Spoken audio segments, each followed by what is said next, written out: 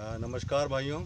भारत जो देश है वो कृषि प्रधान देश है और पूरी दुनिया में भारत एकमात्र ऐसा देश है जहाँ पर खेती मुख्य धंधा है और कृषि आधारित। चूँकि भारत है, यहाँ पर 4 प्रकार के हमारे सीजन हैं और दुनिया में कहीं भी इस तरह का वातावरण नहीं जो हमारे भारत देश में होता है।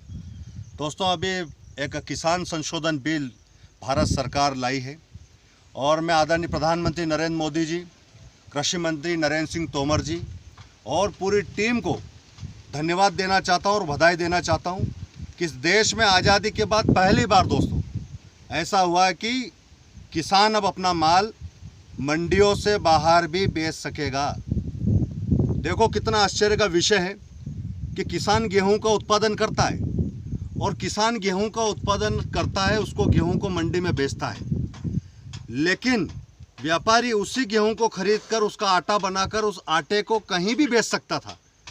लेकिन अब किसान चाहेगा तो किसान अपने इस गेहूं को उस आटा फैक्ट्री में भी दे सकेगा। किसान अपने गेहूं को चाहेगा तो खेत में ही उसका सौदा, चाहे वो महाराष्ट्र का हो, चाहे हरियाणा का हो, पंजाब का हो, किसी भी प्रांत का हो, किसी भी प्रदेश का हो, उसको वो अपना माल बेच सकेगा और अपनी उस कीमत पे बेच सकेगा। इस बिल में ये प्रावधान है। दूसरी बात मैं स्पष्ट करना चाहता हूं दोस्तों कि इस बिल में जो विरोधी लोग जो चर्चा कर रहे हैं, आप लोग, चूँकि मैं भी किसान परिवार से हूं, किसान हूं और मैं इस चीज़ को अच्छी भली भांति समझता हूं कि किसानों का जो दर्द होता है और क्या होता है।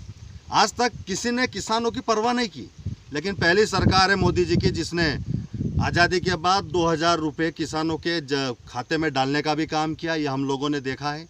और MSP जो मिनिमम सपोर्ट प्राइस है, जो एक मूल्य निर्धारित सरकार करती है, उसमें किसी प्रकार का कोई अब भेदभाव नहीं होने वाला। लोगों को लग रहा है कि इसमें MSP घटा दी, MSP ख़त्म हो जाएगा। सरकार ने खुला बोला है, प्रधानमंत्री जी ने अपने वक्तव्य में बोला है कि MSP हम यथावत रखेंगे और MSP कभी भी ख़त्म नहीं होगा। हम किसानों के साथ खड़े हैं, किसानों को आय दुगनी हो, इसलिए ये बिल लाया गया है। मैं इस बिल के लिए पुनः प्रधानमंत्री जी और हमारे कृषि मंत्री जी का धन्यवाद ज्ञापित करता हूं और आप सभी से आग्रह करता हूं कि आप भी इस बिल का समर्थन कीजिए। भारत माता की